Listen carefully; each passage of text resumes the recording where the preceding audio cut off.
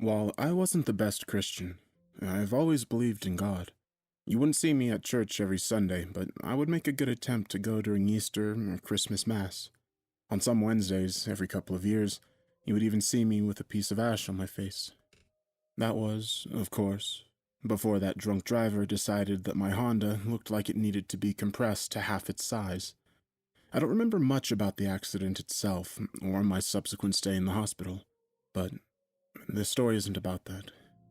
This story is about what I saw when I was dead for 6 minutes. One moment I was driving down Roosevelt Avenue, minding my own business, and waiting for a light to turn green. The next moment, I felt a huge shift in weight, and everything went black. When I saw the light at the end of a dark tunnel, I guessed what had happened to me. I had died. I knew I was a good person. I treated my family kindly. My many years on this earth had taught me that people were essentially good. I wasn't afraid to go into that white light, despite the fact that I was leaving my life behind, because I knew that I would see them soon enough. So, I went into the light. The next thing I knew, I had a physical body. I could feel a light coolness on my skin and the soft fabric of a comfortable loose shirt and pants. The small white dots and brown moles that had littered my forehead from long days of physical labor were gone, and my skin felt as smooth as a baby's bottom. If I could look in a mirror, I probably would have seen a version of myself much younger than the 44 years I currently was. You done admiring the new duds? The voice surprised me. It sounded too normal? Sorry, it's just a lot to get used to, I said to the voice that I couldn't place. Wait a minute, where the hell are you? Here. The voice was coming from my right, and my eyes adjusted to the point that I could make out a silhouette against the light that surrounded me. The light seemed to die down a bit, and I could finally make out the silhouette. Like me, he was in a loose-fitting white shirt and white pants. There was something weird about his hair. Can you hear me now? He said. What? I could hear him the whole time. Why was he asking if I could hear him? Sorry. Bad joke. My social skills are a bit rusty. I thought for a second before finally placing why he asked that. Are you quoting that Verizon commercial from a decade ago? My vision cleared enough to find out the weird thing that I had noticed about his hair. He had a dark purple faux hawk. And again, I fail at being funny. Has it really already been a decade? On top of the faux hawk, he also had a face piercing. He would have been at home in a Fall Out Boy concert circa 2005. It was 2018 last time I checked. Goddamn. You realize after being here a while that time doesn't mean much of anything here. Heaven? The emo kid barked a quick laugh. Yeah, heaven. I looked around in every direction. As far as I could see, it was only endless whiteness with nothing in visual distance beside myself and... what's your name? I asked the emo kid. Daniel. All right, Daniel. My eyes were fully adjusted, and there definitely was nothing. If this is heaven, then where the hell is everything? He looked at me in silence for a second. I'm not the only one making bad jokes right now, apparently. I took a quick breath to calm myself before I yelled at what I presumed was some sort of angel, or psychopomp, or whatever the hell this kid was supposed to be. Well, is heaven really standing around with you in a white nothingness for all eternity? Daniel looked at me sadly. No, it's not. I just wanted to spend as much time away as possible. Daniel wanted to spend as much time away as possible. From heaven. Why? I asked the one question I had stirring in my brain. He looked off in the blank distance in silence before answering. I guess you have to find out.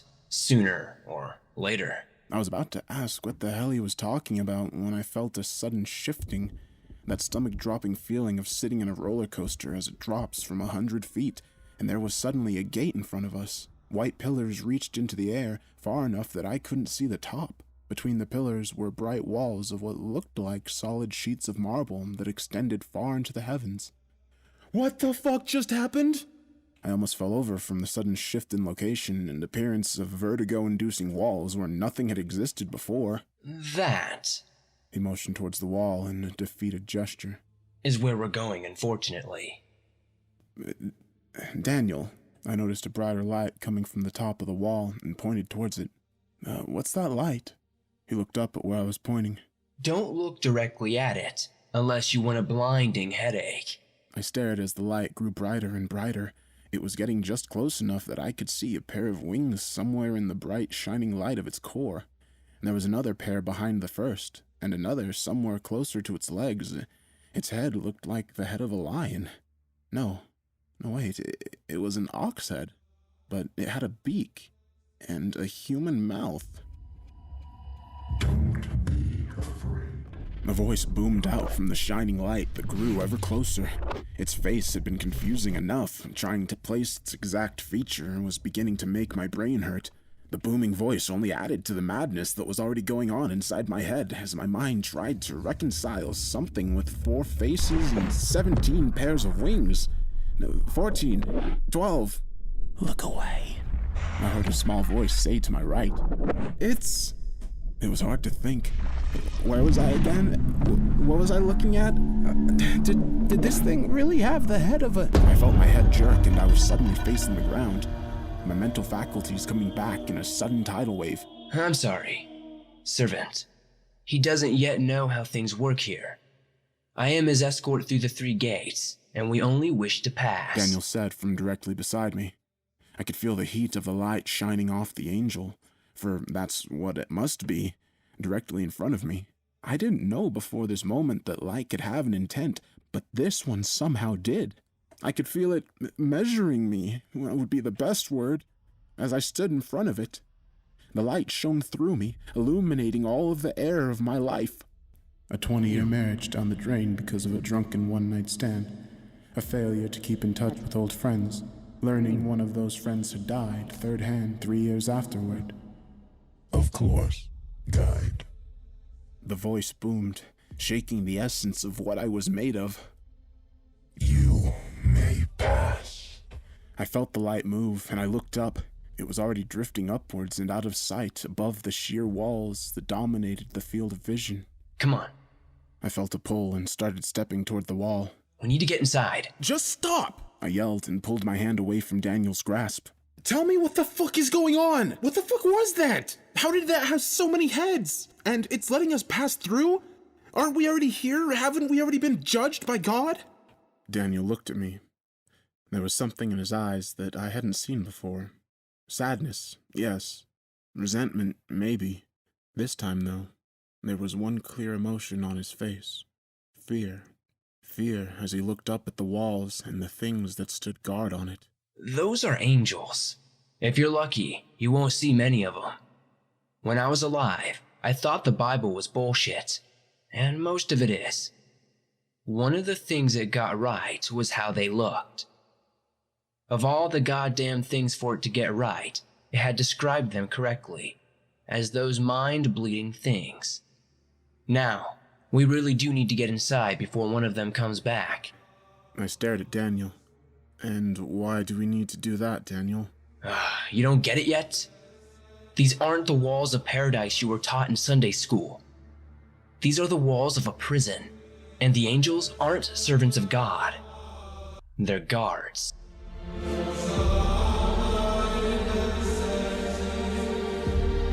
Now, let's get inside before another one comes down to check on us. Daniel continued. Daniel started walking towards the wall before I could muster any kind of response to his words. If the angels were guards, what the hell were they guarding? The alabaster white wall was just in front of us. Daniel showed no signs of stopping as he continued walking toward what looked like a solid marble pillar 6 feet across. How are we supposed to get past... My question was interrupted as the base of the unimaginably large pillar silently lifted itself up, just enough for the both of us to pass under it. Daniel didn't stop, and walked through the newly created space like he had done it 1,000 times. That pillar must have weighed as much as a skyscraper. How did that lift up with no sound? I asked my guide. It's a bit pointless to ask how anything is done here.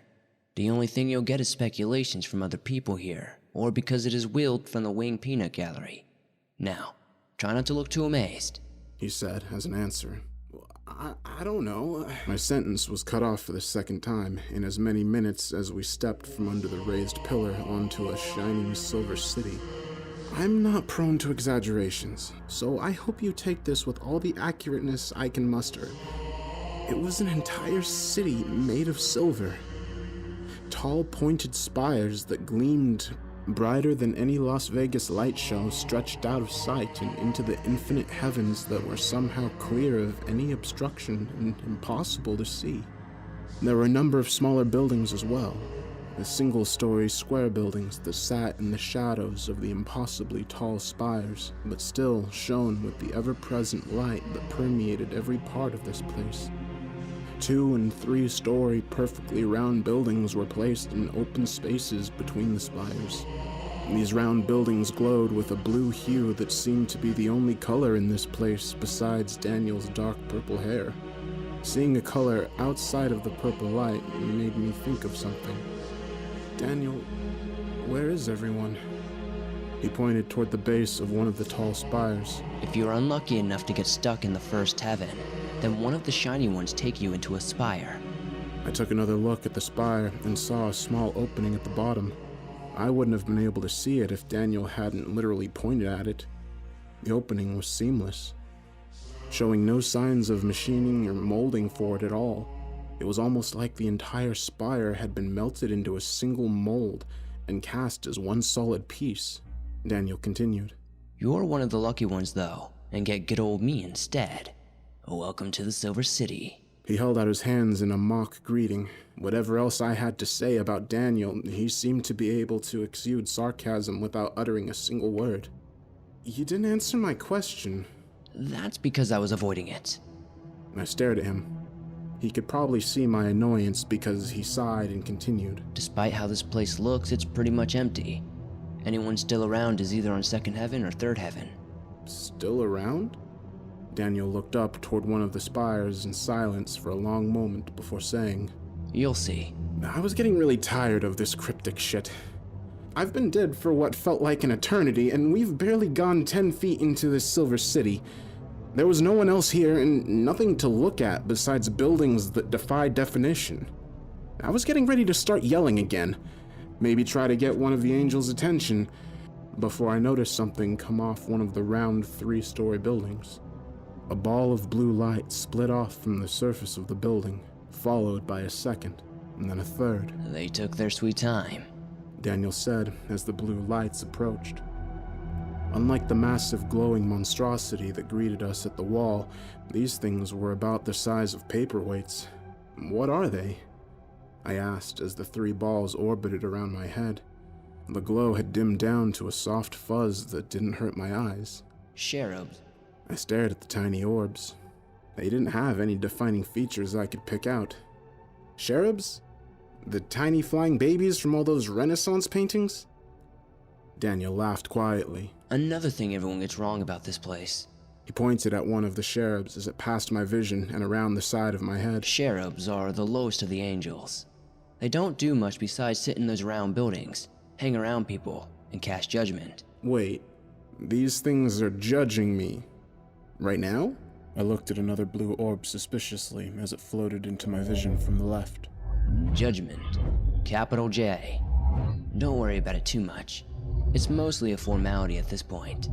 If there was anything you needed to worry about, it was the seraphim that cast judgment upon you at the gate. It clicked in my head. The flashes of random images when that thing bored into my soul. I was being judged. Would they find me worthy? Would I go into one of the spires despite Daniel's reassurances? One of the little blue balls stopped directly in front of me. After a second where I felt like pissing my pants in fear, the little cherub bobbed up and down in the air. The other 2 stopped their orbit around my head and appeared next to the first one. The first one bobbed, followed by the other 2 copying the first and then flying off towards the building they had come from. The one that stopped its orbit first took a position at the top right of my vision and remained there. That's a good sign, Daniel said as he watched the other 2 reunite with the shining blue building that they had come from. Daniel? Yeah? You said before that they were guards. What exactly are they guarding? Daniel turned his head to look at the wall behind us.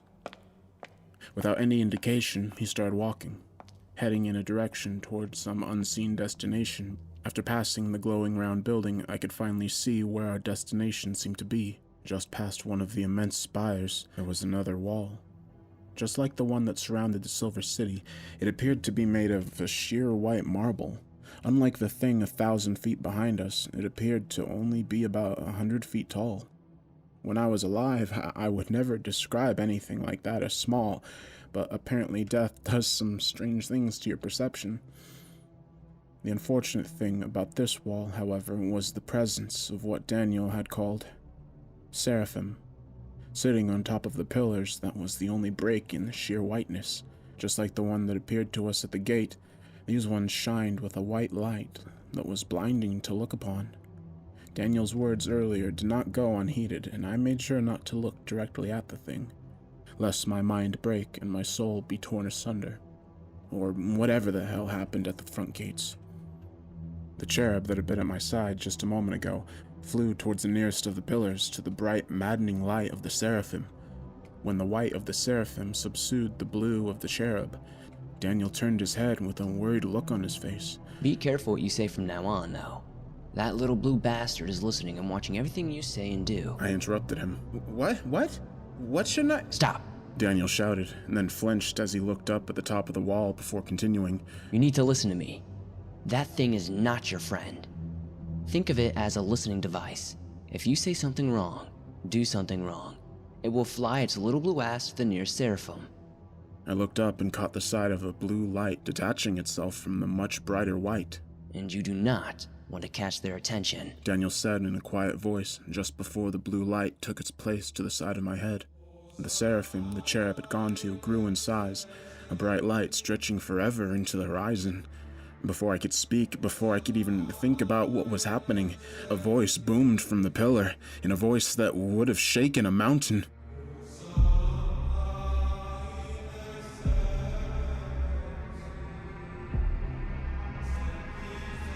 The infinite light said before it grew brighter and brighter. In another moment, everything went white.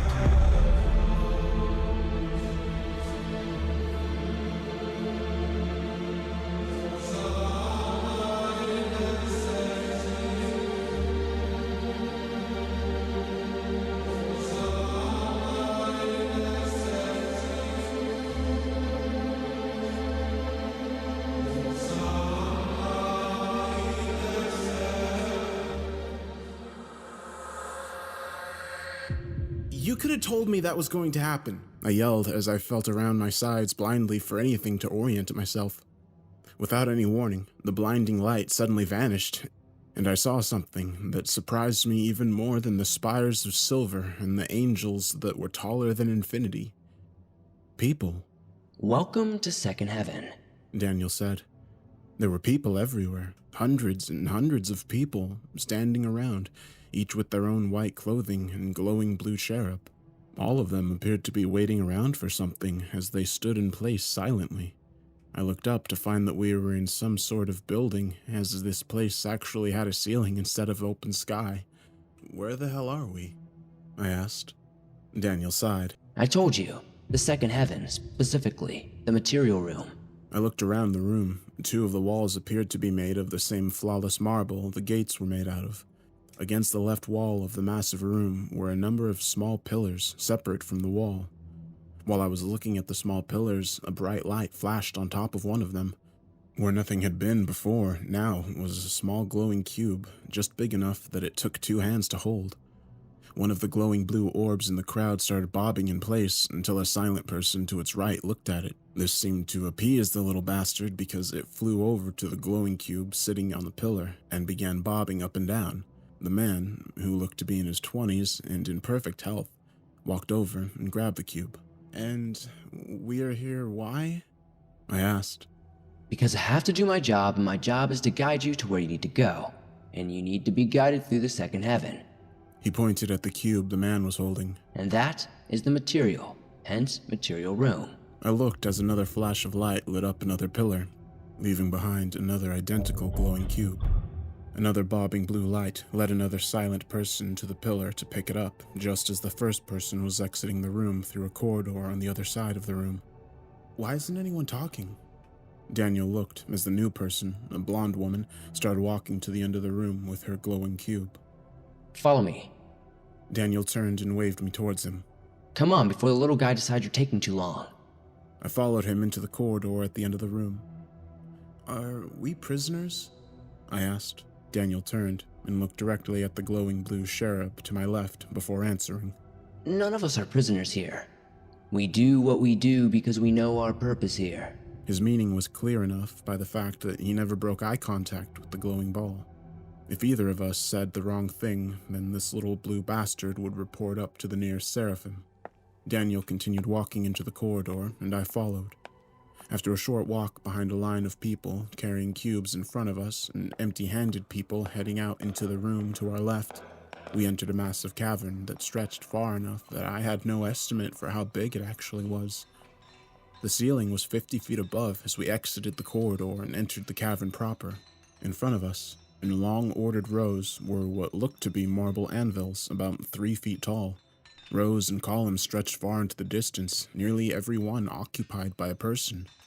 As we walked in our orderly line, I saw the little blue balls lead their charges away from the line and to designated anvils. In front of most of the anvils stood quiet people in identical white clothes, each with their own cubes, chiseling away with solid silver picks. Daniel stopped and stepped into one of the aisles of anvils. Here in manufacturing, you can see the people who have been judged worthy of entering the second heaven, making what needs to be made. I looked at one of the many anvils as a new arrival started work on their solid cube. And what exactly are they making with this mysterious material? He looked at the chiseler as the young man started chipping away at the solid cube. The first chip that fell off lost the glow that was endemic of the rest of the cube. Here, you can see as one of the worthy begin their work creating the change that are important to everything we do here. Chains? The odd word didn't seem to make sense with the glowing cubes I had seen already. Daniel walked down the aisle until he found another chiseler. This one's material was no longer a cube and resembled something closer to a sphere. Here you can see another one, as it becomes closer to resembling what we need. I stopped, frustrated at the continued lack of answers. Why the hell is everyone making chains? And where does everyone sleep and shit? And just what the fuck is going on? What's being chained? I regretted my words almost immediately as Daniel turned around and looked at the little cherub as it bobbed up and down in an agitated motion. There is no need to sleep here. He looked at another chiseler. This one halfway between a sphere and a cube. No one becomes hungry here. There is no pain, no sickness, and no earthly need for our heavenly bodies. Daniel paused and looked at my left before continuing. Now that you've seen where the chains are made, follow me to the entrance of the third heaven. I looked at my little tattletale. He seemed to be satisfied with Daniel's answer as it stopped bobbing up and down and returned to its former stationary position at my left. Daniel sighed in relief and turned around to begin walking down the row. Before he could walk forward very far, however, one of the many chiselers stopped what he was doing. The man, a young-looking gent with long hair that wouldn't have looked out of place in the 60s, stopped his chiseling and turned to look at us. Why you guys the only one to get to talk to anyone? How's that fucking fair? Daniel looked at the young man's blue keeper. It began bobbing up and down in the same agitated motion mine had done just a minute earlier. The hippie continued his rant. How do they expect us to work like we do? Yeah, we don't get tired and never get hungry, but what's the point of all this? Is what we do really worth an infinite amount of work for all eternity? The hippie's blue ball flew off into the distance and out of sight in just a second. For the first time since meeting him, I saw a true look of fear on his face. He reached his hand out and pushed me back a foot from the hippie. At the same time, every person directly surrounding him stepped away from their workplaces. The hippie sighed. Oh, fuck me. A sudden light appeared at the top of the caravan, a bright flash and a voice made of thunder. You are no longer worthy of the second heaven. The seraphim said, right before it appeared on the ground in front of the hippie, enveloped him in light, and then disappeared in a flash through the roof of the cavern, without leaving a mark anywhere, and in less than 5 seconds. The man was no longer here. The chiselers had moved away and went back to their anvils and resumed their chiseling. Where did the seraphim bring him? To a spire in the Silver City. Now come with me to the third heaven. Daniel started walking away, and with no other choice except to be carried away to a mysterious spire to never be seen again, I followed him. We passed various workers in many stages of completion on their chains as we walked. Quarter spheres, almost complete cubes and discs. After a minute of walking, I saw what I assumed to be the final product as one of the chiselers put down their tool. A large ring sat on top of a marble anvil. It glowed with a light much brighter than the cubes they started with.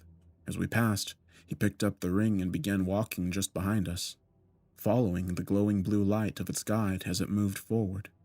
Another ring began glowing on another anvil, and another follower joined us down the aisles. By the time I could see the other end of the cavern and the corridor we were walking towards, there was an orderly line of people with glowing white rings. The image would have been ridiculous if I wasn't so terrified of attracting the attention of one of the glowing monstrosities and disappearing into a spire. Guides? I asked Daniel just ahead of me. He turned his head but continued walking. There are more than one of you. Daniel laughed. Of course. You think I show 6 billion people around here? And you're the only one who's allowed to talk? He looked forward and down. He answered in a whisper that I could barely hear. Of course. How would anyone know what to do or what to say without me telling them what's going on and what their responsibilities are? I looked at my little blue ball. It seemed content with the conversation we were having. So no one ever gets tired? Have you? He was right. Despite the hours of walking I'd done since we'd entered the wall, I wasn't even the slightest bit sore. I wasn't thirsty. I wasn't hungry. I felt like I could walk forever. And then something clicked. I looked at the people on their anvils, chiseling away at their glowing cubes, and thought about if I was doing that myself. I could work on that forever. They could work on that forever.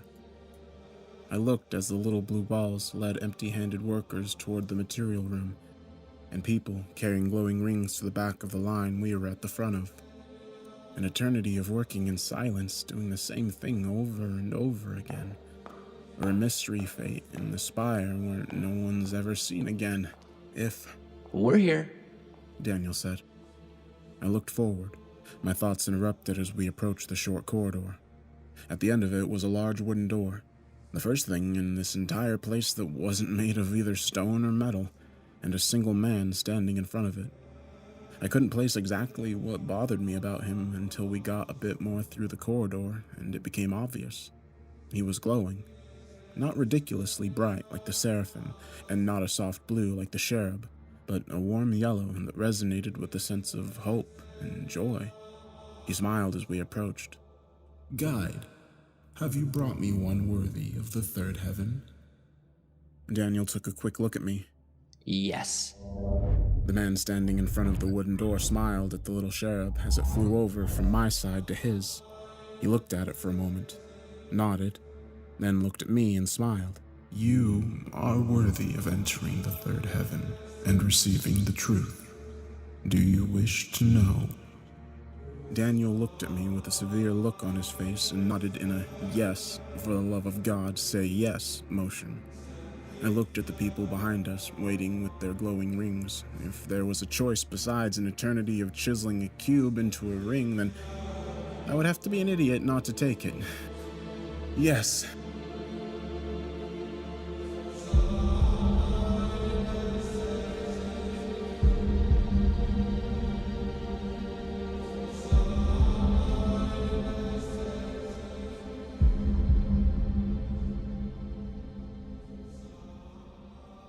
The glowing man smiled at me and then looked over at Daniel. I give you leave to enter the third heaven, guide. Your charge is deserving of the tribulations. I looked away from the glowing man to Daniel. Tribulations?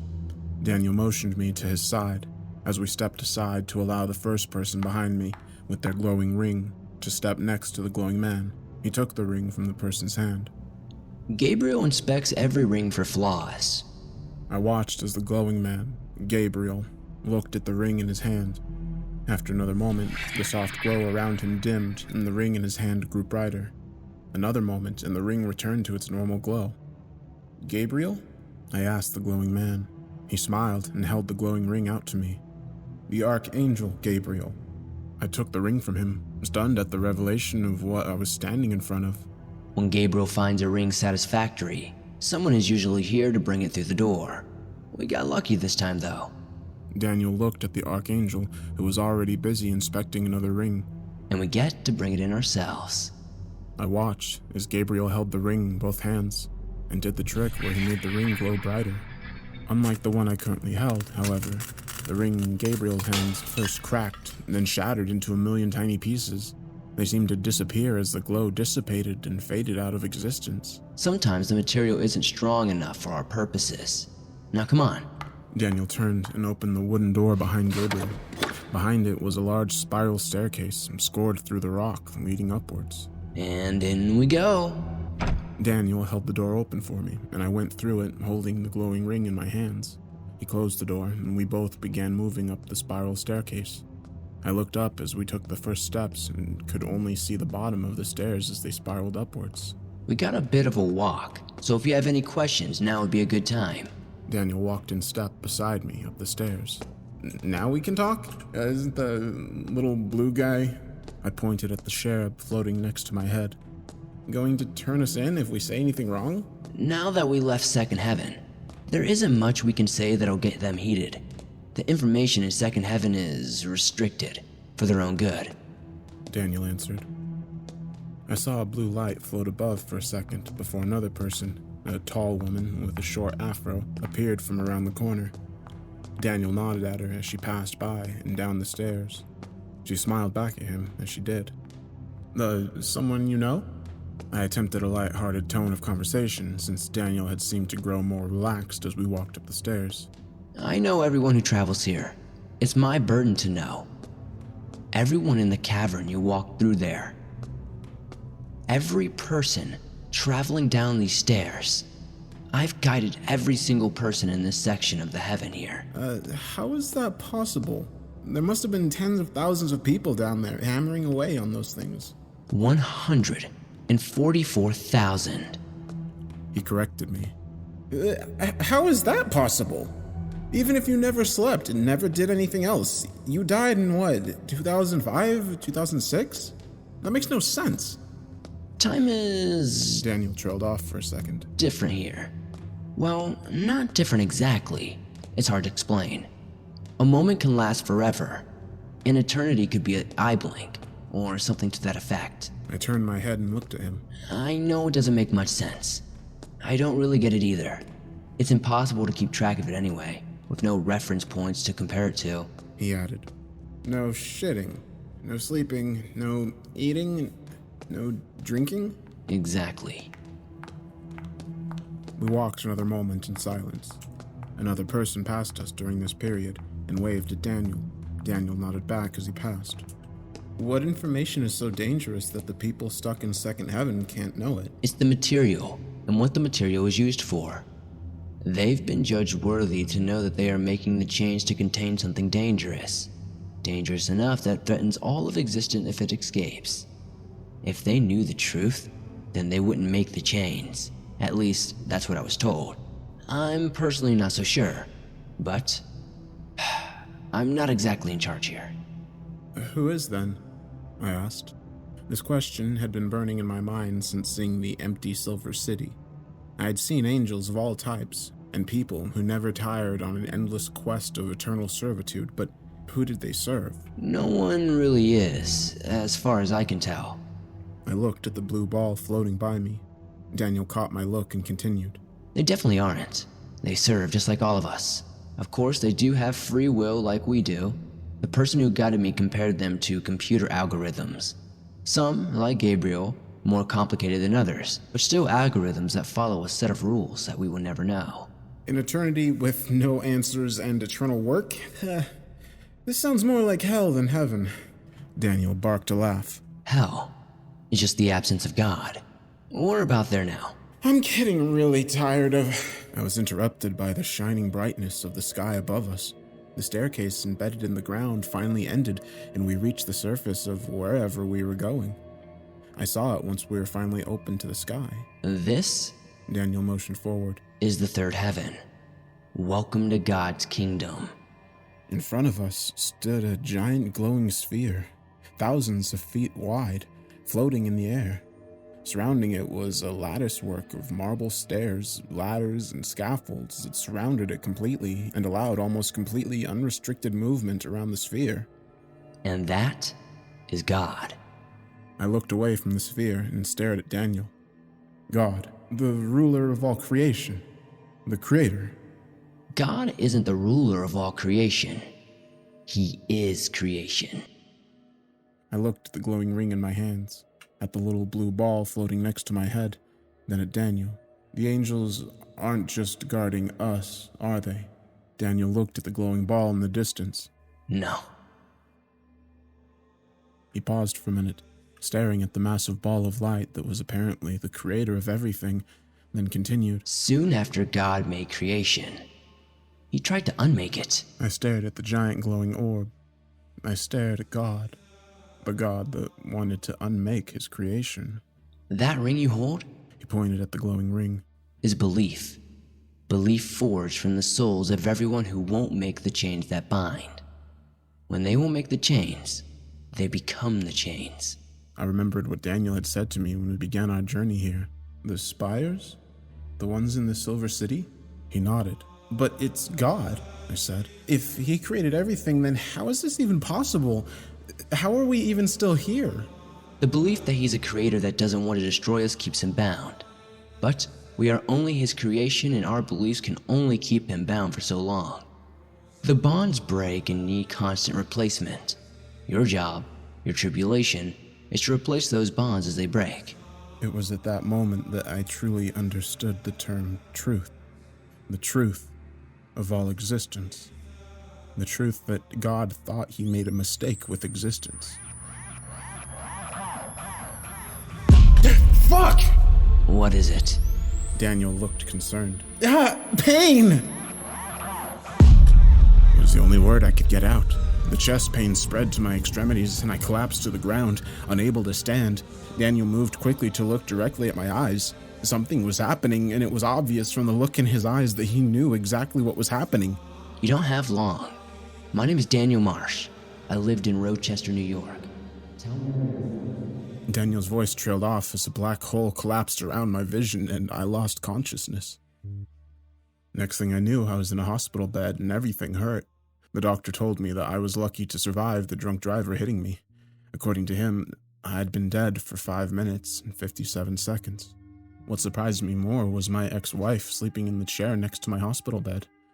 Apparently, I'd never taken her name off my emergency contact list. Even with all of the pain that I'd caused her, she'd still shown up when I had almost been gone forever. I still haven't fully recovered from the accident, and the memories of what happened in those 5 minutes and 57 seconds are still fresh in my mind. I didn't think I would ever show anyone these memories, as I mostly wrote them down for my own benefit. Even with how vivid it had been, I couldn't believe that it had really happened. And then I checked for a Daniel Marsh in Rochester, New York. The obituary photo from 2007 showed a bit of an older man, in his early 30s, but the faux hawk was still there. I thought back to what he said right before I was no longer dead. Hell is just the absence of God. If God wants to unmake all creation, and hell is the absence of him, then I would rather go to hell.